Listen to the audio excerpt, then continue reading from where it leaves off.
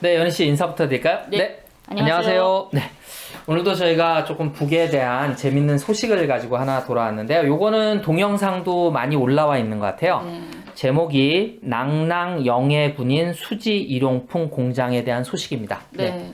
그래서 영해군인 하게 되면 남쪽 분들 잘 모르지 않나요? 네, 여기서는 이제 상위 용사, 상위 군인이라고 불러요. 네, 상위 군인이라고 하더라고요. 네. 그래서 북에서는 이제 군사복무 하다가 부상당해서 제대된 사람을 영해군인이라고 하거든요. 네. 그래서 각 지역마다의 영해군인 수지 일용품 공장도 있고 철제 공장도 있고 영해군인 공장들이 여러 개가 있어요. 전 각도에. 근데 이번에는 북에서 낭낭 영해군인 수지 일용품 공장을 소개를 했더라고요. 이 낭낭 영해군인 수지 일용품 공장은 원료의 이런 재자원화 이를 경영 철학으로 했답니다. 그래서 그것으로 생산을 정상화하고 있고 북에서 원가 전략형 기업체 중에 한 단이라고 해요. 그래서 이렇게 전국에서 이렇게 여러 곳에서 유유자재를 수집도 하고 또 이 제품을 생산했다면 그것을 이제 교환 매대, 공장에 교환 매대가 있어가지고 인민들이 파 수지를 가져오잖아요. 그러니까 수매서처럼. 파 수지를 가져오면 그 제품을 바꿔주는 몇 킬로 가져오면 여기 서리 하나 바꿔주고 백개장을 바꿔주고 이렇게 교환 매대를 통해서 유유자재 많이 수집하는 이런 것도 이게 우리로 치면은 재활용 업체 그렇죠, 같은 거네요. 네, 그래서 재자원화를 기본 경영 철학으로 하고 있다. 그래서 이제 그거를 여기서는 우리는 폐자원이라고 하는데 그건 유유자재라고 해서 그걸 받아서 새로 이제 물건을 만들어서 교환 매대를 통해서 새 물건을 이렇게 배급해주는, 나눠주는. 그렇죠. 공장에 쫙 여러 가지 생산돼 있잖아요. 수지 일용품 공장이니까 수지품만 많이 있을 거 아닙니까? 비닐서래, 비닐바켓줄, 무슨 장난감. 그럼 인민들이 와서 내가 뭐 3kg 가져왔다 하게 되면 3kg에 뭐 장난감 하나 바꿔준다던가 뭐 5kg에 뭐 바켓줄 하나 바꿔준다거나 이렇게 해가지고 바꾸곤 하는 거죠. 근데 특히 이 낭낭 수지 일용품 공장은 우리 작년도에 수해 피해 많이 나지 않았습니까? 그래서 수해 피해 났을 때 그 한남도에 그 피해 받고 할 때에 수지 간이라던가 이런 여러 가지가 크고 작은 것들 얼마나 많이 소요가 되겠어요. 살림집을 건설해야 되는데 그 많은 수지간들을 다 이 낭낭 영해군인 수지 일품 공장에서 전적으로 맡아서 많이 생산해서 보장했던 그렇게 큰 성과를 거뒀다고 합니다. 원래 북에게 각재 이룬 공장들이 많잖아요. 그래서 이런 영해군인들이 이런 공장들이 있는 이유는 영해군인들이 이렇게 영해군인 그 자체가 몸이 불편하잖아요. 그 군대 생활하면서 좀 몸이 불편해져서 사고든 뭐든 해서 제대한 분들이니까. 예전에 2년 전인가 남쪽에 목함지리안 밟았다고 해가지고 제대됐던 군인이 한 명 있었죠. 그때 병원에 입원했는데 2달인가를 국가가 돈을 대주고 나머지는 본인 보고 돈을 대라고 그런 뉴스가 나왔었어요. 그때 제가 깜짝 놀랐거든요. 제 남편이 영해군인 아닙니까? 그래서 제 남편이 북에서 봤던 이런 영해군인의 위치가 있는데 어떻게 그 영해군인인데 치료값을 본인이 대야 돼? 자기 장사하다가 발 부러진 것도 아니고 나라를 지키다가 이렇게 됐는데 저 좀 황당했었던 거죠. 그래서 이렇게 부상당해서 나오는 사람들이 자기 능력에 맞게끔 일을 할 수 있게끔 해서 전국 각지에 영해군인들이 경례동 할 수 있는 그런 공장이 만들어져 있죠. 그러니까 지금은 이거는 낭낭에 있어서 이름이 낭낭 영해군인 일용품 공장이고 이제 전국 각지의 영해군인들을 위한 공장들이 많이 있다는 말씀이시죠? 많이 있죠. 그래서 낭낭 영해군인 공장 사진도 몇 개 가지고 사진도 몇 개 있어서 이렇게 이 사람들이 다 영해군인들이에요. 그 보니까 뭐 꼭 수지용품만 만드는 것 같지는 않은데 이게 다 수지용품인가? 그렇죠. 이 공장은 뭐냐면 일제 평양 곡산 공장이라던가 무슨 식료품 각도의 식료품 공장들의 조합 공장들의 포장지 있잖아요. 포장지를 전문으로 생산해서 포장해주는 공장입니다. 이 공장 자체가. 그래서 하는데 원래 이 영해군인 공장이라는 것 자체가 생겨난 거는 언제냐면 전쟁 말기. 우리가 50년부터 53년까지 전쟁이 있지 않았습니까? 53년 7월 27일까지. 네, 맞습니다. 맞죠? 제가 갑자기 포기했어요. 휴전. 휴전 이렇게 됐죠. 근데 그때 말기 어걸인가 아직 끝나기도 전에 그때 처음으로 만들어진 거예요. 근데 함흥이 제일 먼저 만들어집니다. 근데 만들어지는데 그때는 영해군인 공장이 아니라 함흥 영해군인 철제 생산 협동 조합으로 만들어집니다. 그러니까 영해군인들이 지금 전쟁이 한창 중인데 전쟁터에 무슨 철제라든가 뭔가 무슨 만들어서 보장을 해야 되잖아요. 무기도 보장해야 되고. 근데 용해군인 데서 들어왔는데 자기들이 그냥 널거먹을 수가 없는 거예요. 그래서 야 우리도 국가에 빨리 나라에 더 버팀을 주자 해가지고 처음에 만난 게 15명의 용해군인들이 모였답니다. 그래가지고 생산협동조합을 만들어서 시작한 게 바로 함흥입니다. 그게 기본 토로 해가지고 전 각지에 용해군인 공장들이 만들어졌고 이 낙랑 용해군인 공장도 맨 처음에는 만들어졌을 때는 이게 원수 난방 있잖아요. 네네. 난방도 석탄으로 난방을 보장했었답니다. 석탄 보일러 네네네. 했었는데 용해군인들이 석탄 보일러를 하게 되면 아무래도 먼지도 나고 어지러워지고 네. 일도 힘들어지고 손이 많이 가잖아요. 용해군인들한테 그렇게 어려운 일을 시키면 안 된다. 그래서 이런 가스로 무슨 하는 그런 네네네. 걸 다 바꿨답니다. 그래서 석탄 다 바꾸고 이렇게 용해군인들에 대해서 신경을 많이 쓰는 거죠. 그래서 이제 뭐 이분들이 재활하면서 또 뭐 대학에 가서 더 계속 공부할 수 있게 뭐 도와주기도 하고 그러나 봐요. 네, 북에는 용해군인 학교라고 있습니다. 아, 예, 네네. 용해군인 학교라고 있는데 이 용해군인 학교는 또 언제 생겼냐면 10년도 6월 25일 날 전쟁이 일어나지 않습니까? 네. 근데 1년도 안 돼서 51년도에 3월 31일인가 30날인가 그때 조선민주인민공화국 내각위원회 협의회가 이루어집니다. 네. 거기에 내각 결정서가 채택이 돼요. 네. 거기에 보게 되면 조선해방전쟁에서 조해방전쟁에서 불구자로 된 인민군 장병 및 빨치산들을 위한 용해군인 학교 설치에 관하여 라는 내가 결정이 채택이 됩니다. 그래가지고 전쟁과 그 이후에 전쟁 이후에 거의 처소에서 이런 부상당한 사람들 그 사람들을 그러니까 몸이 한 어디 부위인가는 불편하잖아요. 그러니까 불편하니까 나가서 무슨 다른 일을 못하니까 손 없는 사람은 어떤 머리로 뭐 할 수 있고 발로 뭐 할 수 있는 몸에 맞게끔 전문 기술을 습득해서 기술자로서 전문가로서 할 수 있게끔 그리고 그 기술을 소유한 간부를 양성하기 위해서 만들어진 겁니다. 그러니까 전쟁 시기 초기에 벌써 용해군인 학교가 만들어진 거예요. 한창 나라가 전쟁할 때. 그리고 이제 51년 7월 1일 날에 그때 처음으로 학교가 창설이 됩니다.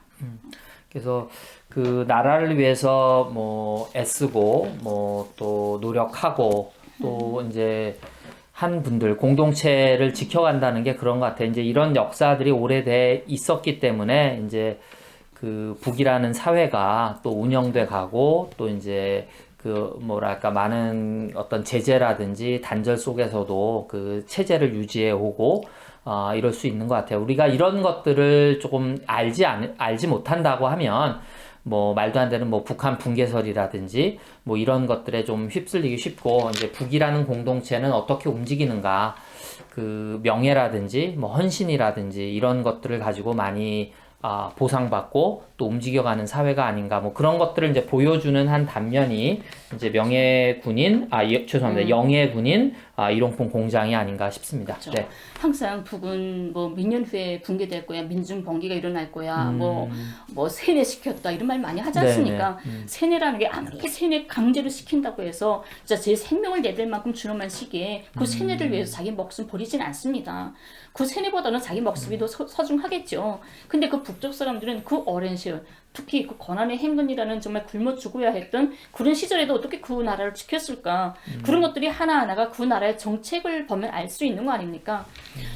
옛날에 어떤 일이 있었냐면 그건 몇 년인지는 잘 모르겠는데 tuk류 용해군인이에요. 네. tuk류 용해군인 하게 되면 자기 혼자서는 절대로 이렇게 움직일 수 없는 누군가의 딱 도움이 필요한 그러니까 사람들. 장애 정도가 가장 높은 걸 그쵸. 특례라고 하는군요. 예, 두 눈이 없다던가 하반신 마비라던가 혼자서는 움직일 수 없는 네. 이런 사람들인데 그때 한 사람이 전쟁 때 뭐 폭탄 막 떨어지고 할 때 어떤 사람을 구하다가 폭탄 맞아서 하반신 마비에다가 내타박 받고 이랬던 사람이 있었어요. 남자인데. 네. 근데 그 사람이 아무것도 할 수 없는 상황이잖아요. 그런데 네. 인간이 내가 사회에 어떤 도움이 될 수 있는 존재고 나도 뭔가 할 수 있어 이런 생각을 할 때가 가장 자긍심이 넘치고 살맛이 나는 거 아닙니까? 네. 나는 이전 불구자기 때문에 아무것도 할 수 없고 사회에 짐만 될 거야 하게 되면 얼마나 우울하고 힘들겠어요. 그러니까 그런 불구가 된 사람들한테도 뭔가 할 수 있다는 신심을 주려고 이 사람은 하반신 마비가 아무것도 못하는데 누워만 있었어요. 누워있고 아내가 모든 걸 다 해줬는데 그래서 몇 년간을 교원들이 와서 공부시켜서 이 사람을 문학가로 만들어줍니다. 네. 예, 문학 공부를 시켜서 그러니까 누워서 시를 듣는 거예요. 그러면 말은 할 수 있으니까. 그럼 아내가 옆에서 시를 적어서 내는 거죠. 그래서 이 사람 시가 엄청 유명했어요. 그런 것도 있고 또 이번에 올해 1월 달에 서성구역인가 거기서 또 아주 뜻깊은 일이 벌어졌다고 합니다. 아, 서성구역에서요? 네. 네. 근데 그 처녀가 인민무대에 나갔다가 어떤 사고로 부상당해서 제대된 거예요. 네. 딸이 군대 나갔다가 부상당해서 오면 얼마나 부모들이 목장이 무너집니까? 아픈데 딸이 와가지고 이제 아예 운순 못하는 상황이었던 것 같아요. 하반신 앞대고. 근데 꼭 자기는 공부하고 싶다고. 얘가 엄청 공부에 그랬나 봐요. 공부하고 싶다고 하는데 부모가 어떻게 공부를 보냅니까? 얘를 움직이지 못하는데. 그런데 부모도 이렇게 안타깝지만 망설이고 있는 때에 뜻밖의 좋은 소식이 집에 날아듭니다.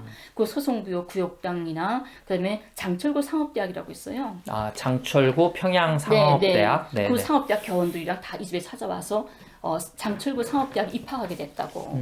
그리고 다음날 입학 수석까지 선생님들이 다 해주고 이 여자는 못 가니까. 그리고 다음날부터 집에 누워서 원격 교육을 받을 수 있게끔. 그래서 장철구 상업대학 4년간을 대학 졸업하고 이번에 1월 달에 졸업증을 받는 집에서 그러니까 집에서 누워서 원격으로 대학을 졸업한 겁니다. 이렇게 용해군인 한 명 한 명한테는 그 사람이 그 사람 위치에서 무엇을 할 수 있는지를 국가에서 한 명 한 명 놓치지 않고 이렇게 한단 말이에요. 그러면 그걸 느끼는 사람이나 그 가족이나 옆에 사람들이 뭘 보겠습니까? 아, 저걸 위해서 나라를 위해서 이렇게 헌신하고 하면 저걸 끝까지 잊지 않고 이렇게 영원히 내세워준다는 것. 북에 자꾸 특권층만 살기 좋은 세상, 평양은 특권층이 사는 거야 이런 말씀 많이 하는데 아파트가 하나 건설됐다 해도 들어가는 순서가 있잖아요. 아무나 막 들어가는 게 아니지 않습니까? 뭐 돈 많다고 들어가는 것도 아니고 바로 이게 특권을 가진 사람들 그런 사람들 제일 먼저 가지 않습니까? 항일주 가족의 3대 자손까지 또 두 번째로 이런 용해군인들 이런 사람들이 특권을 가지고 먼저 들어간단 말입니다. 그런 걸 보면서 후대들은 아 우리나라 정책은 어떻고 우리는 무엇을 해야 되고 하는 것을 배우게 되는 거죠. 이제 제가 그 위인전, 영웅전, 뭐 여기서 위인전이라서 이제 어렸을 때도 보고 요즘도 많이들 보더라고요. 근데 그걸 보면서 조금 드는 생각이 뭐 다 그런 건 아닙니다. 뜻깊은 분들이 이제 한국에서 출판 문화 운동 하시면서 진짜 위인이라고 될 만한 분들, 뭐 민주화라든지 타인을 위해서 헌신하신 분들이 많이 나오는데 어느 순간 보면 이제 그렇지 않은 출판사에서 나온 거 보면 돈 많이 번 사람, 그냥 뭐 사회에서 성공한 사람, 뭐 이런 사람들이 위인전에 많이 나오는데 어떤 사회에서 누구를 우리가 위인으로 영웅으로 뭐 요즘 하는 말로 롤 모델로 생각하느냐 요즘 유튜버들 나오는 거 보면 이제 너무 지나치게 자본주의화돼서 돈 많이 번 사람, 성공한 사람, 뭐 유튜브 조회수 많은 사람 이런 사람들이 위인이 되는 것 같아서 이제 그런 것들은 저희가 조금 재고해 봐야 되지 않을까. 한 사회에서 누구를 가치 있는 사람으로 생각하느냐가 진짜 뭐 박정희를 가치 있게 생각할 거냐 흔히 많이 뭐 대조해서 생각하는 뭐 장준하 선생님 그리고 이제 얼마 전에 백교환 선생님 돌아가셨는데 이런 분들에 대한 어떤 가치 같은 것들을 생각해 봤을 때 우리가 그 한 사회에서 누구를 대접해 주느냐라는 것들과 연관지어서 요 영예 군인들이 이제 그 군 복무를 하면서 이제 공적인 일을 하면서 이제 대한민국에서 어느 순간 이제 공무원이나 공적인 일을 한다는 것 군인을 포함해서 그냥 편안한 직장 이렇게 생각되는 게 조금은 우리가 다시 한번 이대로 괜찮은가 다시 한번 좀 생각해 봐야 되지 않을까 뭐 그런 생각도 저는 조금 들었어요. 네. 저희는 시아버지도 용해군인입니다. 아 그러세요? 네, 시아버지는 인류 용해군이에요. 풍류 다음에 인류거든요. 아 그럼 몸이 많이 불편하실 것 같아요. 그렇죠. 다리 하나 없어서 우족을 하셨고 그다음에 머리 다치셔가지고 색을 잘 분간을 못 하셔요. 네, 그래서 그런 게 인류 용해군인이었고 저희 남편도 그러고 보니까 우리 가문이 용해군인. 아니 근데 현명이 대로 있네요 용해군인으로. 아버님이 군대 가서 이렇게 다쳤는데 또 그러니까 남편분이 또 군대를 갔네요. 아버님 시아버지는 저국전쟁 때. 네. 저국전쟁 때 다쳐가지고 중국에서 지원군으로 나왔다가 시아버지가 여기 안동 출신이에요. 풍산. 고향은 안동 출신인데 네. 그러면 뭐 항일 아니요. 일제 때 중국에 나가서 엄청 좀 잘 살았나 봐요. 중국에서 대학 나오고 상해인민위원회에서 뭐 간부도 하다가 하고 뭐 그러다가 북으로 들어왔는데요. 그래서 시아버지가 인류 용해군인인데 네. 풍류와 인류를 같이 봐줍니다. 네. 그러면 2류, 3류는 그보다 조금 떨어지죠. 근데 우리 시집에는 뭐가 있냐면 우리 가정 수첩이라는 게 있어요. 용해군인들 집에는 다 매 집에 그게 있습니다. 우리 가정 수첩이요? 네네, 이렇게 책이 있어요. 수첩이 거기다 우리 가정 수첩하고 밑에다 용해군의 이름이 있어요. 그 뭐냐면 칸이다 있고, 이제 우리 집이 어느 지역에 있냐에 따라서 그 지역에서 가장 큰 기업. 저희 집은 억류관 앞에 있었습니다. 시아버지가. 근데 그러면 억류관이 자기네 그 지역에 있는 용해군들을 몇 명을 담당을 하는 거예요. 그래서 우리 시아버지를 담당을 하는데 한 달에 한 번씩 한 3명, 4명 정도가 아코디언 가지고 선풍금 가지고 와서 음식 맛있는 거 억류관 음식을 가지고 와서 우리 시아버지, 시엄마, 우리 집사들 앉혀놓고 거기서 공연을 합니다. 집에서 공연을 하고 끝나면 거기서 이제 음식이랑 먹고 그래서 갈 때는 우리 가정 수첩에다가 왔다 갔다는 수표를 하고 가야 돼요. 그래서 한 달이라도 뜯고 먹으면 그 이제 마지막에 이제 청화가 되잖아요. 그래서 그만큼 철저히 담당을 해가지고 용해군들을 철저히 돌보고 있죠. 전에 말씀해주신 뭐 우선봉사 뭐 이런 네, 개념하고 네, 비슷한 네. 건가요? 그러니까 이제 뭐 교사 그때 말씀하셨고 그다음에 의사분들 그리고 이제 영예군인이라든지 사회를 위해서 헌신하신 그쵸. 분들 이런 분들. 저희 남편 같은 경우는 네네. 용해군인이고 제대되면서 김제공업종합대학 병원 의사로 배치받았잖아요. 그래서 명절 때마다 설날이나 뭐 기념일 때마다 명절 때마다 이렇게 선물 지함이 나옵니다. 거기에는 뭐 술이요, 담배요, 뭐 이런 여러 선물 박스가 같지만 거기에 용해군인들은 따로 보약이 따로 들어가 있어요. 그래서 계속 보약 나오죠.